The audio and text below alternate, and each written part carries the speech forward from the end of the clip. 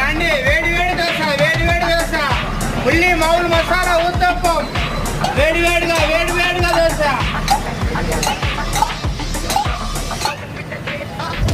ఉల్లి మామూలు మసాలా ఊతప్పం, పేపర్ దోశ.